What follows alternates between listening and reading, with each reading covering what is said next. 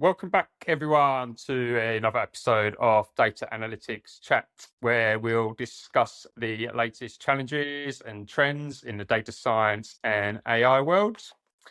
Today, got an exciting topic, and usually used within the software development space, but now it's becoming more popular in the data domain.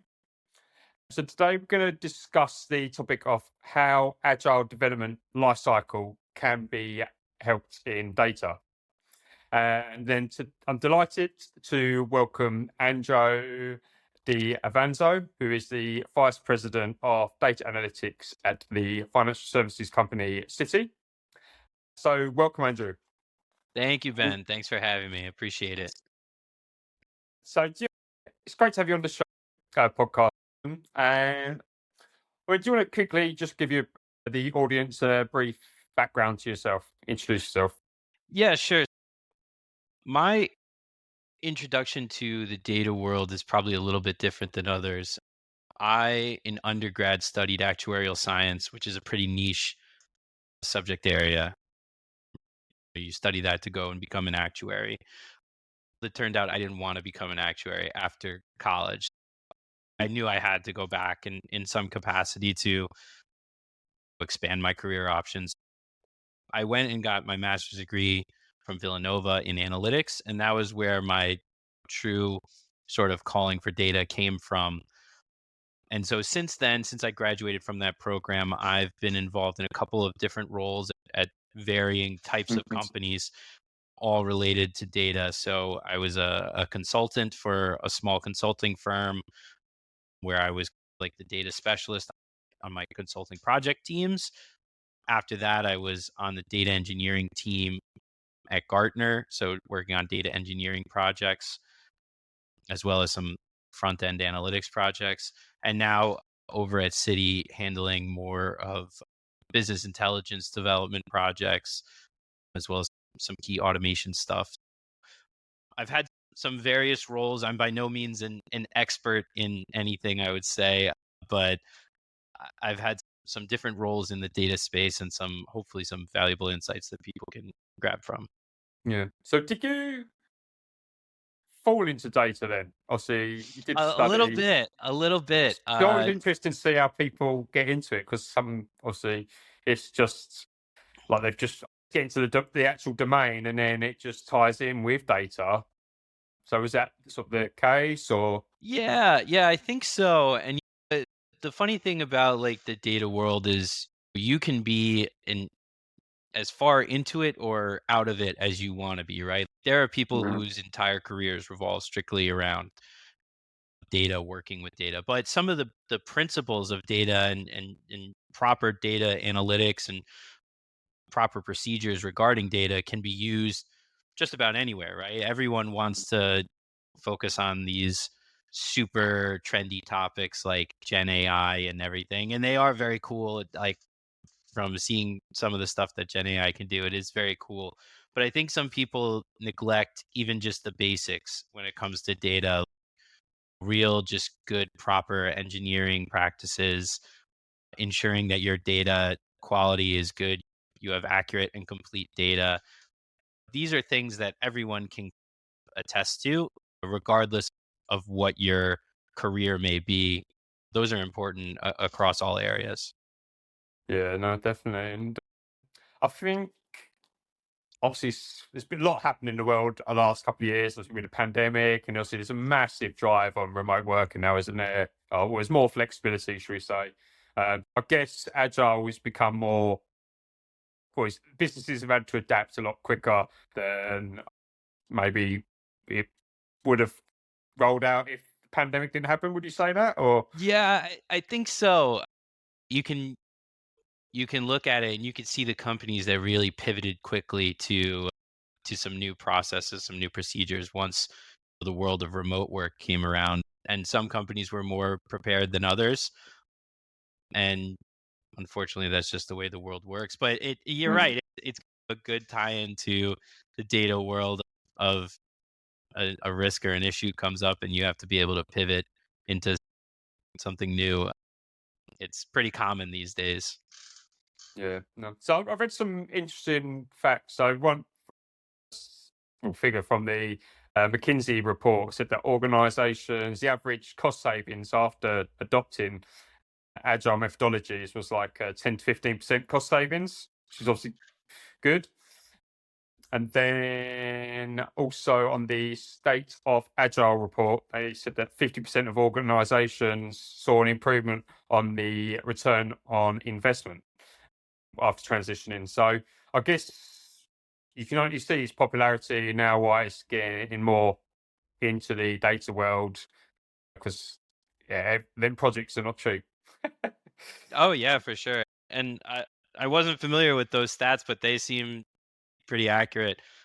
I think adopting an agile process can really be helpful, especially for teams that are focused on development. And development doesn't just have to be software development. It could Mm, be, we use agile practices within my group at Citi, and most of our work is either automation based or business intelligence based.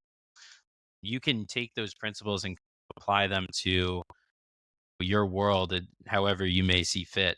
And it really is just a good framework to be able to deliver a good work product. yeah, I think it's yeah, obviously I think like you said, I think everyone like you mentioned, everyone's adopted it different. I think it's adopted differently across each business, isn't it? It's not Hmm. it's what I think what fits best within your organization because there's going to be there's different bits, isn't there? Bits and pieces. So then I guess that could tie into the first question. Do you want to briefly explain what the agile development lifecycle is and its core principles? Yeah, sure. Agile development lifecycle is an iterative approach to development, and it's usually associated with software development, like we said. And so the key word here is iterative, because what you're doing is you deploy an initial version one of your product, and then you provide continual improvement or enhancements to the product in your subsequent releases.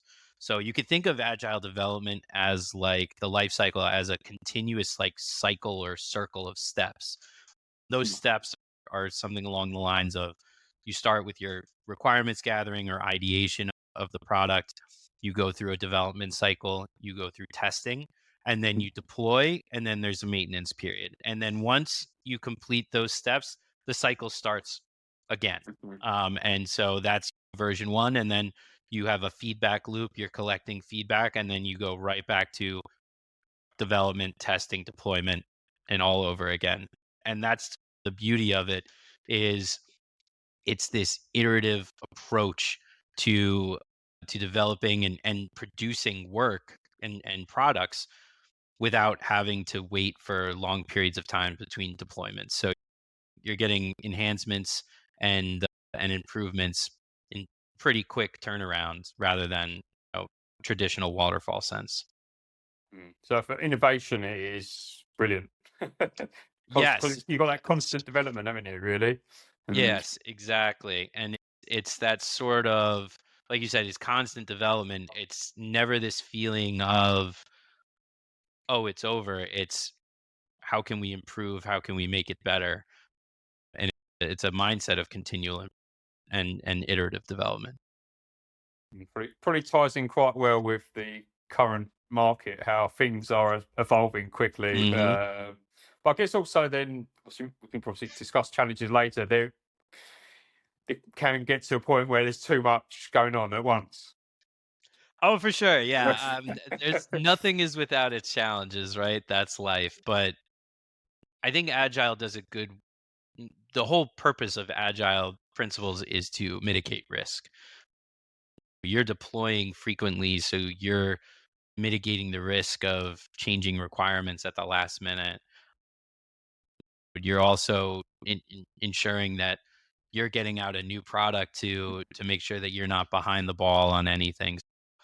I think Agile itself enables a good sense of risk mitigation, but it's also imperative for the people within the process to be looking for proactively identifying risks that could pop up within your project as well.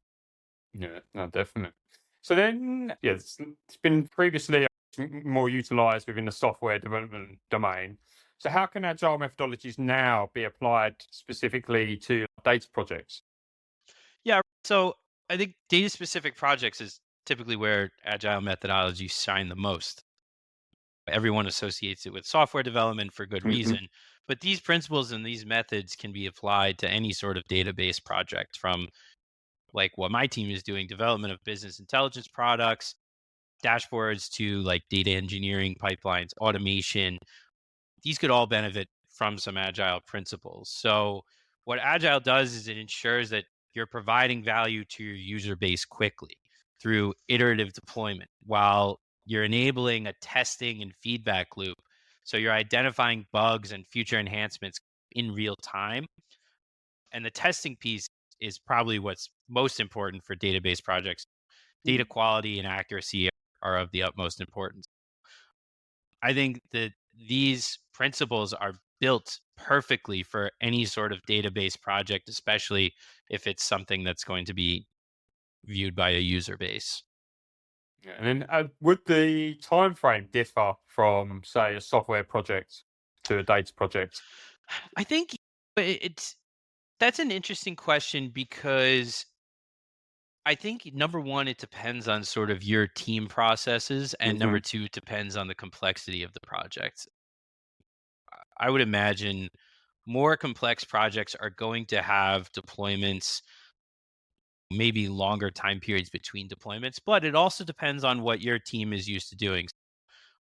For within Agile, there's if you've worked on a development team, you've probably worked in a sprint setting. So a sprint is like a specific period of time where you're breaking down your work into clearly defined tasks, and you're trying to complete those tasks within the specified time frame. Usually it's anywhere from 1 week to a month. So like my team, we Hmm. run 2 week sprints. And so what you have is you have your list of tasks for those 2 weeks, and you try to get them done. Now, does that mean you're deploying every time at the end of 2 weeks? You could, but you don't have to, right? You could say have a 6 week deployment cycle. And so you run 3 sprints. And at the end of your 3 sprints, you're deploying your updated version. It I think it depends. And that's the beauty of Agile, is flexible, right? If you're Hmm. saying, hey, this work is not so complex, within one sprint, we should be able to deploy a new version. Go for it. Great. As long as you're getting through your development properly, you're getting testing and sign off properly. There's no reason why you can't do that. However, if it's a little more complex, you say, okay, we're going to spend the first sprint solely on development.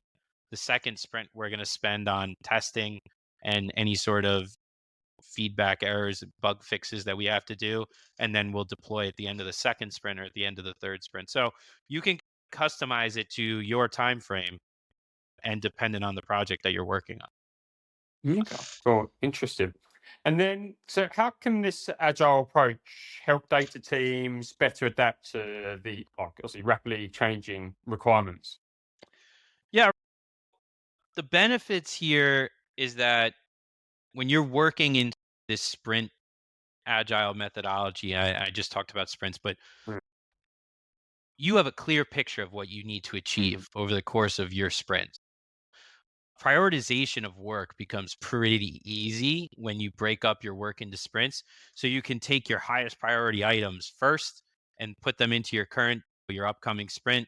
Your lower priority items can be put into your subsequent sprint, or relegated to the backlog for whenever your team has some additional capacity.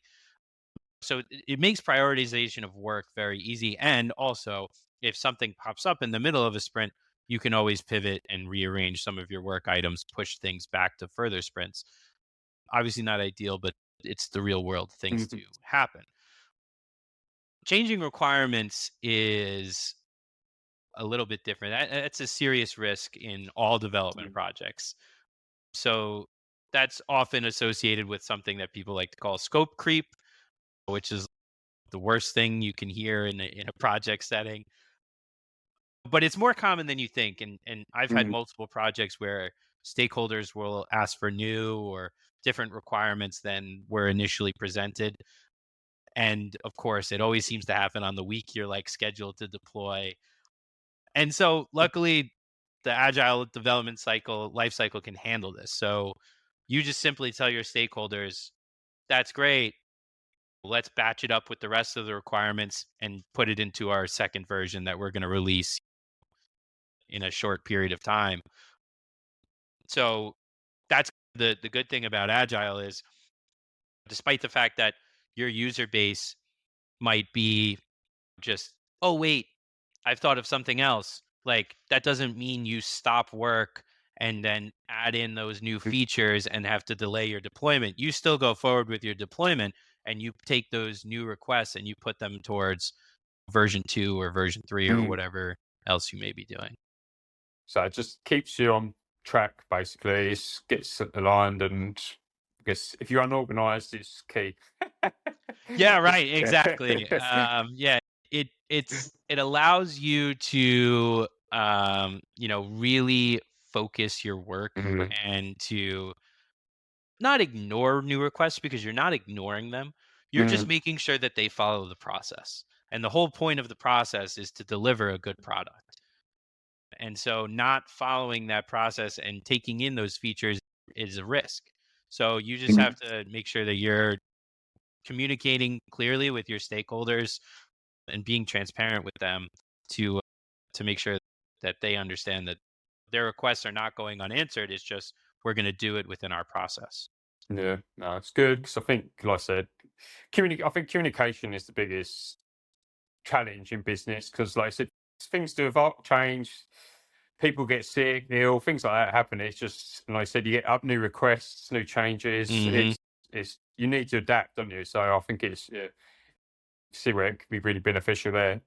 So I guess how would like Agile approach help data teams? Sorry, how do you promote best collaboration among like data scientists, your engineers, and the stakeholders? Yeah, sure. Agile provides like an open line of constant communication between both the development team and the stakeholders. And that's through the built in testing phase that's part of the continual feedback loop Mhm.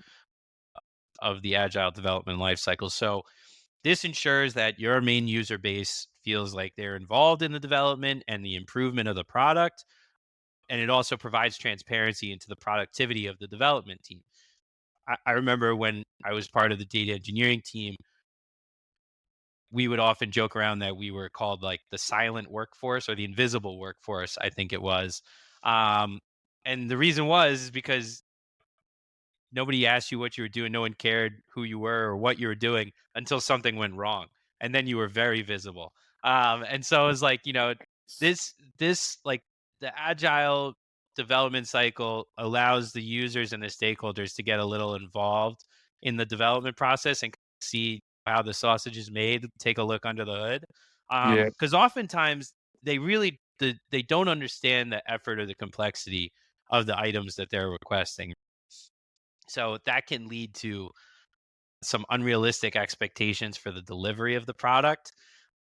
And you can mitigate this risk by getting your stakeholders more involved in the process and interacting with your development team on a regular basis. The stakeholders then become more comfortable with the cyclical structure of the agile development process. They know that they'll be receiving a new product in a certain period of time. And I think that kind of just gives them more of makes them more at ease, because if you are going into some large project and you're like, okay, this is going to take 6 months to develop, and stakeholders don't get any updates for 6 months, they're probably going to be a little irritated and wondering what's yeah, going on, what's taking so long. But you being able to develop in an iterative way allows you to be like, okay, this is what we've done over the last 2 weeks. This is what we've done in our last sprint.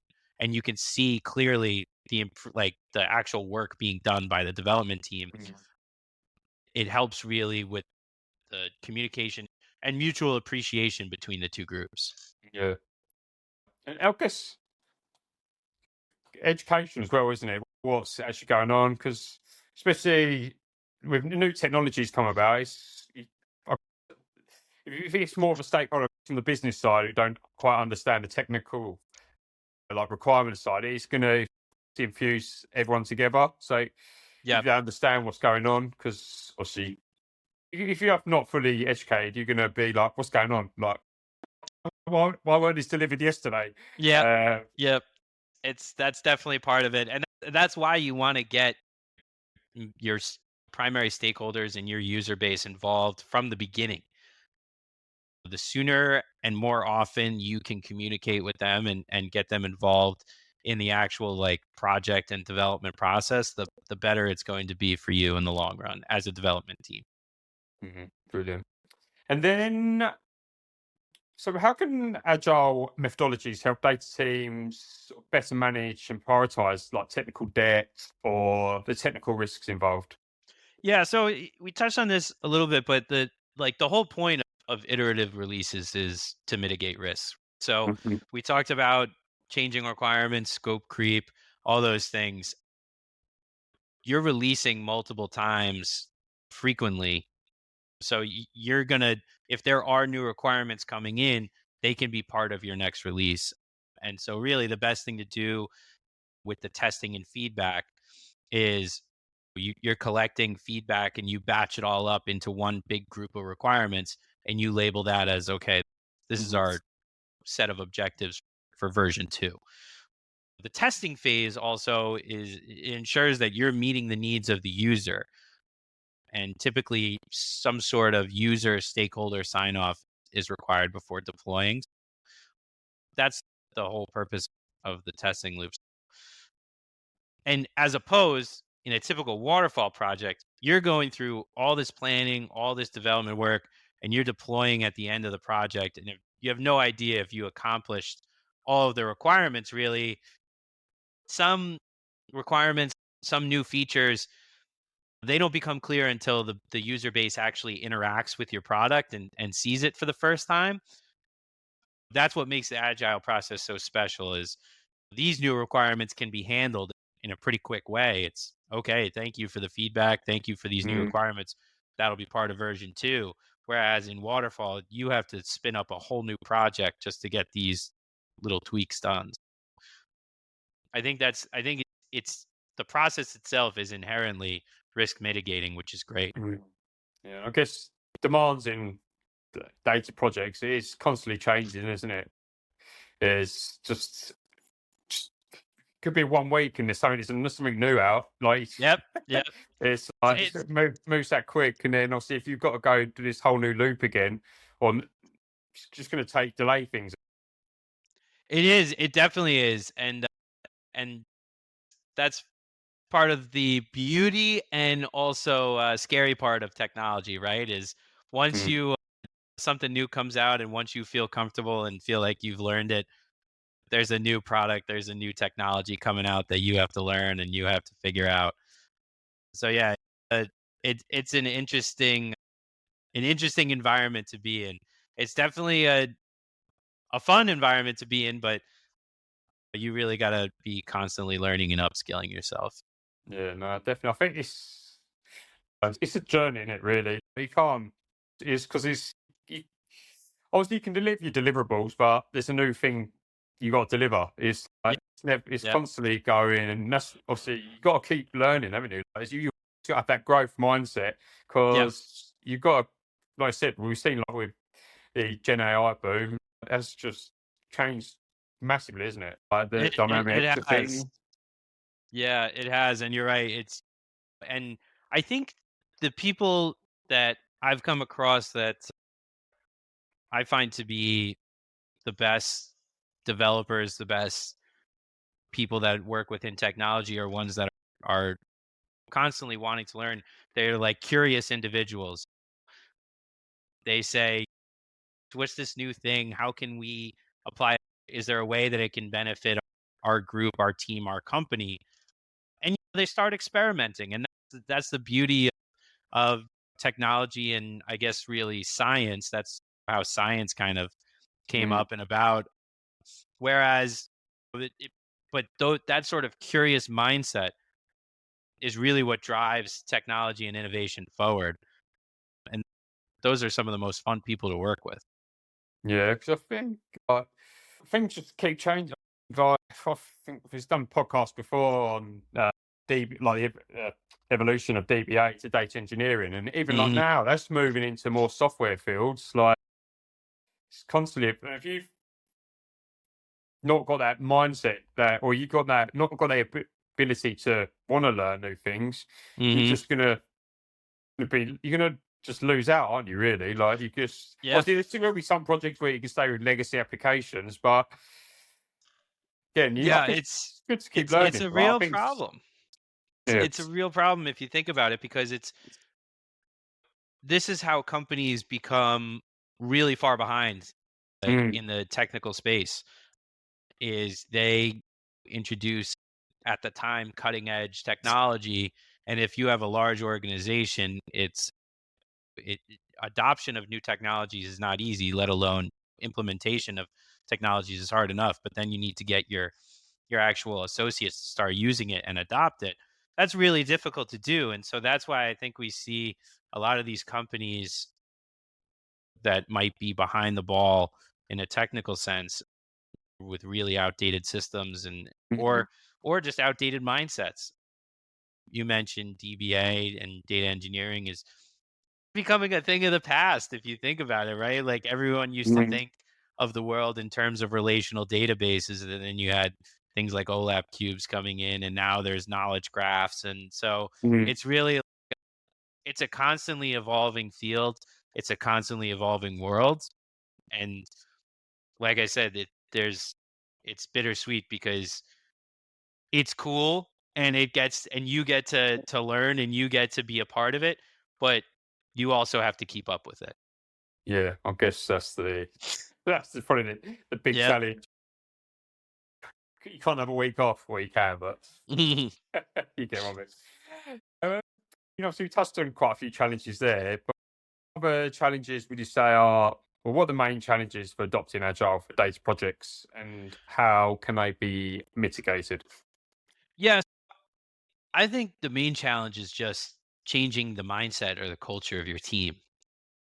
There can be some pushback on adopting some of these concepts. I remember when I first started working in an agile sprint methodology, I was like, why am I doing all this extra stuff just to fit into this process? But if you think about it, you're asking your team to be, if you're working in a sprint setting, you're asking your team to be held accountable for accomplishing their tasks in a very specific time frame. Mhm, So some associates might not understand why it's necessary at first, but I think the whole goal of the agile sprint process is to ensure productivity while setting realistic expectations for work that can get done in like that specified time frame. So you're trying to find the sweet science between how do I mhm, maximize productivity but limit burnout and not make sure that people are working 24/7 for 2 straight mhm, weeks.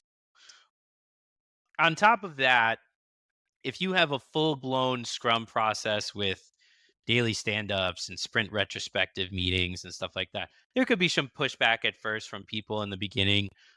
You know, those extra check-in meetings, they might say, I already have so and so meetings per week. Why do I need an extra 3 or 4?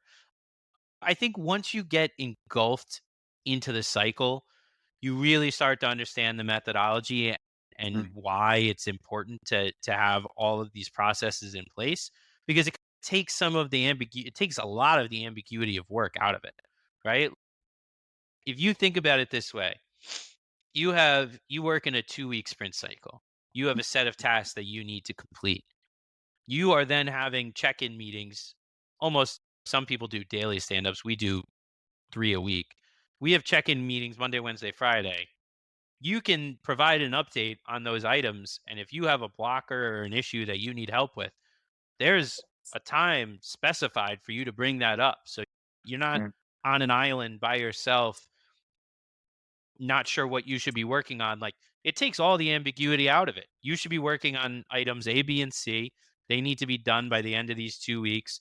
And if you have problems, you let the team know in one of the several meetings mhm, that we're going to have together over the course of the next 2 weeks.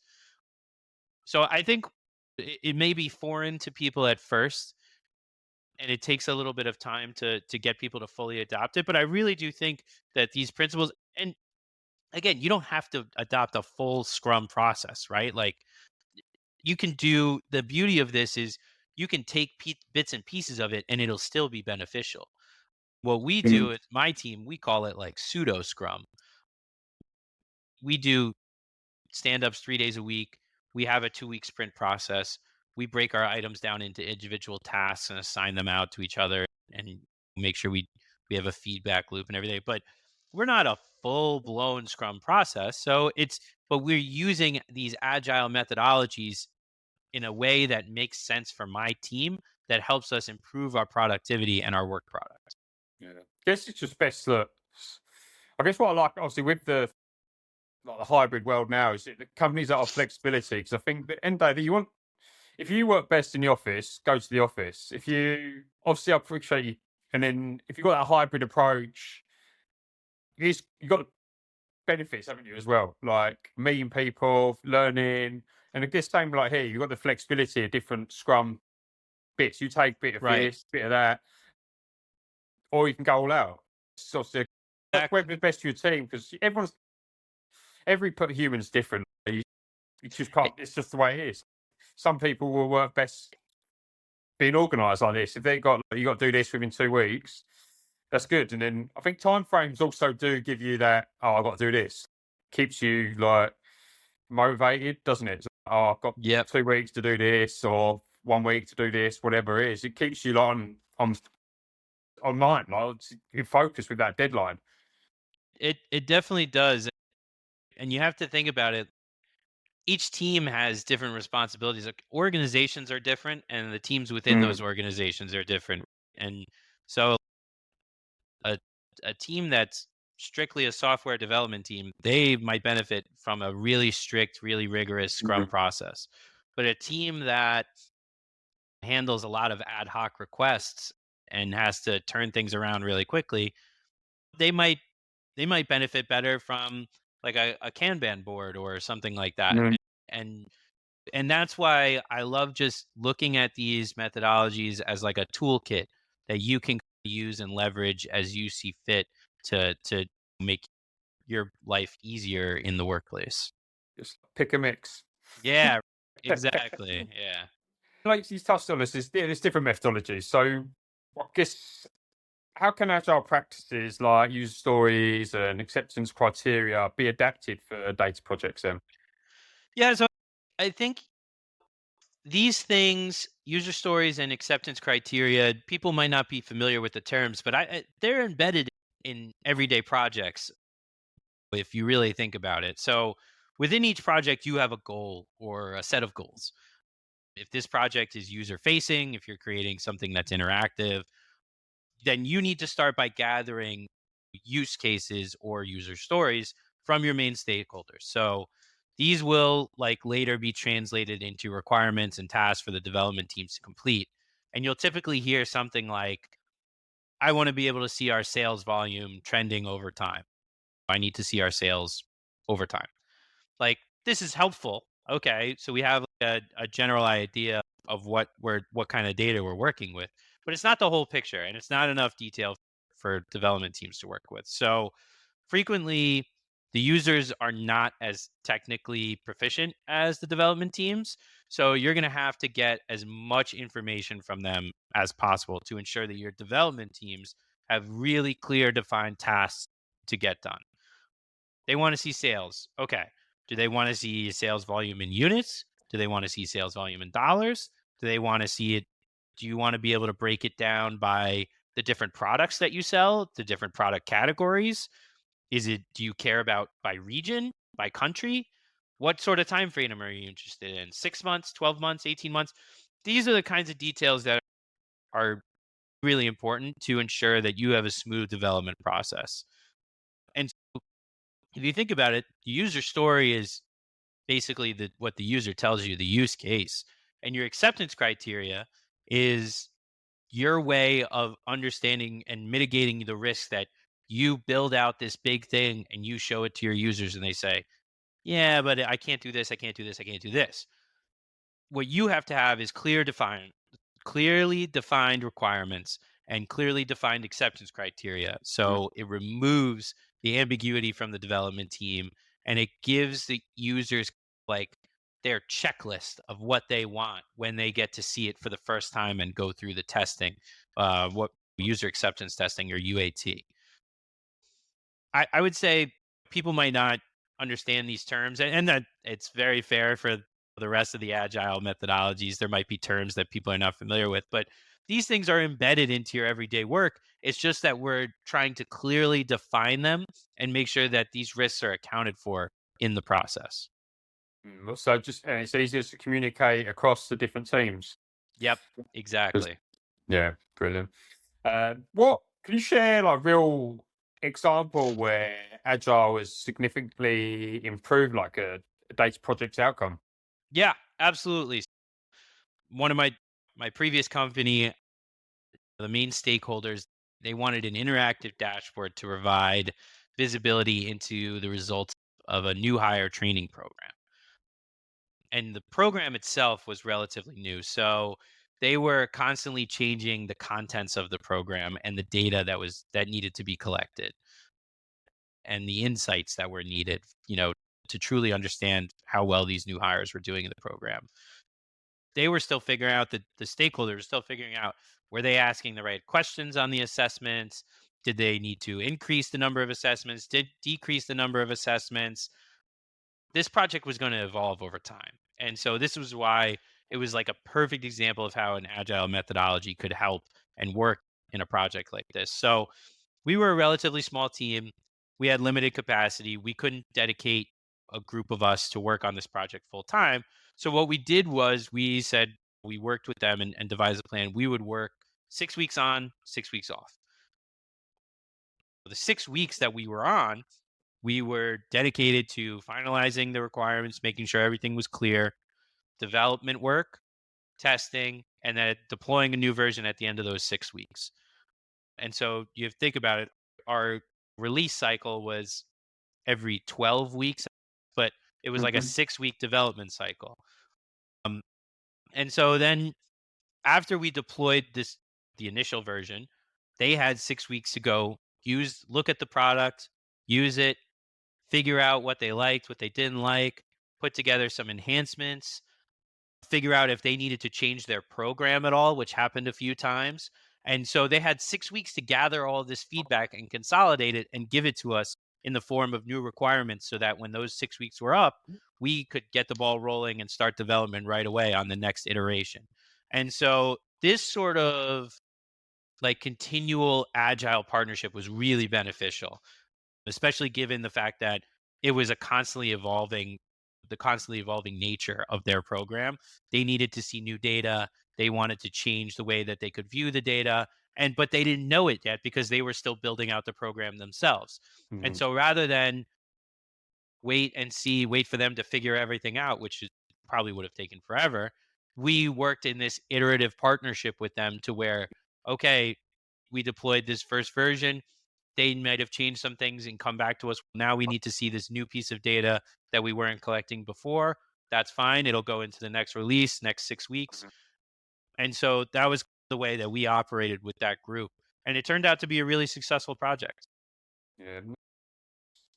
Obviously, when building up products and things like this, there's going to be times when you can't get it all right, can you? You're not going to be you're not perfect straight away, are you? Like, there's going to be No. things like, and it's also pretty opens up opportunities as well, doesn't it? Like, oh, actually, look, we could increase, do some whatever, increase an enhancement here where it's going to dramatically improve the product. Hmm. So I guess it helps there, I see, on your journey. It's like to where you're going to make the improvements or maybe get rid of something. You never know. Yeah, in an ideal world, for every single project, you would have clear cut requirements Mhm. and you would go through development and you would go through testing and get your sign off and deploy to prod and everyone would cheer hooray. This isn't the real world. Like this is the real world. Sorry, that's not the real world. This is Yeah. things change, people's mindsets change, new ideas come up. There are always going to be enhancements, things that you can improve. And so I think that mindset is good for these. And while you would love for your projects to be really clearly defined, you have to accept the fact that not everything is going to be clearly, everything's going to be perfect and built out by the time that development's going to start. And so that's the whole purpose of this iterative process is you know that you're going to release version 1, and while you're going to get feedback, there's a version 2 coming, right? It's not just you're just going to get a bunch of negative feedback from people and they're going to be upset at you and oh, that's the end of it. No, this is good feedback. How can we improve the product? And we'll do that again once with our next release. Yeah. And I guess I see there's more data now, isn't there? There's more, it's keep going, there's more data. As I guess data projects become more complex, there's more teams, stakeholders involved. Is Mm. Agile going to be, is it still going to help or is it going to be overrun? Is there going to be too much going on? I think agile development by is supposed to be a collaborative effort. And so by nature, there's always going to be multiple teams and stakeholders involved in every agile development. And I think as we've shown, you can scale, you can use agile development on a project where the complexity is lower than that of Mm, software development. I still think you can use it for things that are going to be eventually become more complex than software development. yeah. Just because the principles themselves are supposed to help you organize your work and be as productive as possible and follow a good, steady, concrete process that's going to help maximize your productivity and the product that you're putting out. And so I think we touched on transparency a little bit earlier, but it really is imperative that there's transparency between the stakeholders and users and the development team. The developers need to fully understand the needs of the user base, and the user base needs to understand the complexity and capacity of what the development team is working on, especially as these things get more and more complex. But you think about some of the Gen AI stuff that's going on now, you need to make sure you really have your data in a good place before you can feed it into Gen AI. Otherwise, it's and so that might be complex. Building the foundation for that might be extremely complex, and the user base might not be aware of that. And so I think most agile teams will use some sort of software. Jira, we use Jira or similar to track their development items. And I think sharing those Jira items with your stakeholders is a great way to get them involved. It also provides transparency into the work that you're completing because you're closing these Jira items out in real time, and they'll be able to see that okay, these things have been closed out and checked off. That means that we should expect them in the next release cycle. In terms of alignment, so alignment is extremely important for your organization's success. And teams within an organization or a large group, if you think about cities, 300,000 people or something like that, it's going to be pretty hard for everyone to be aligned. But if your big group that you're a part of is aligned, then and following the same similar processes or practices, that's great because everyone's on the same page. So even if you're Mhm. not in a development team, you could still apply some sort of agile principles to your working practices. Things like thinking about building things incrementally or applying systematic thinking. There's been a push lately at Citi from our CIO to unify some of our procedures and get back to basics is the term that he's using. Get back to Mhm. basics. And if you think about it, that's what agile really preaches, right? Like it's a uniform set of steps that ensure on time, accurate delivery of work products. And if your groups or other groups in your organization can be aligned to this thinking and these practices, it can really help unify your workforce and improve your operations. Yes, things are going to get more complex, but the principles themselves are not going to change. I think maybe they evolve slightly, but I think these principles can scale as complex or as simple as you need them to be, just depending on what your group or your team is Mhm. specifically trying to accomplish. Yeah, and I think I do like that. Get back to basics because I think obviously it is complex. Tech is complex, but Yeah. I guess if you've got this process, do this, you're going to achieve. Then if you've got a million and one things to do, you can spiral out of control. And like, I think, where the hell am I going? Like, what Yeah. am I doing? Like, this keeps you in the loop. And then also you got that, I guess, that feedback loop. Like, you keep looping in. If things are going wrong or there's challenges, then you can communicate, and then obviously then you move on and then put a solution in place. Yeah, exactly. And I think you nailed it right on the head is even if it is a complex project, you should still be following the basic steps and doing good development work. Like I Mm, said earlier, some people are so obsessed with these fancy, trendy topics, and it's great stuff. But if your data isn't correct, if you have inaccurate or incomplete data, then your predictive analytics and Gen AI machine learning algorithms are going to mean nothing because they're built yeah. on bad data. So getting back to basics really means how do we ensure our data quality is good, ensure we're following a Mm, process that enables us to do good engineering work, and making sure that the work is tested and properly signed off by the right people. Like these are all basic ideas. They're not trendy, yeah. fancy, flashy ideas. It's, oh, testing work. Boy, that's pretty boring. Yeah, it is. But you know what? That's how you ensure that your work product is good. And so I really like the Get Back to Basics logo. I might end up stealing that, but I think it really does speak to some of the things that we talked about here today.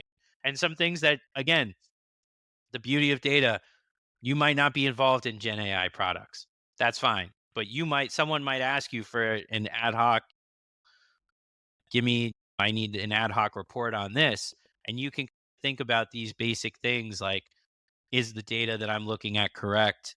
How can I make sure that I, I get this signed off before I send it out?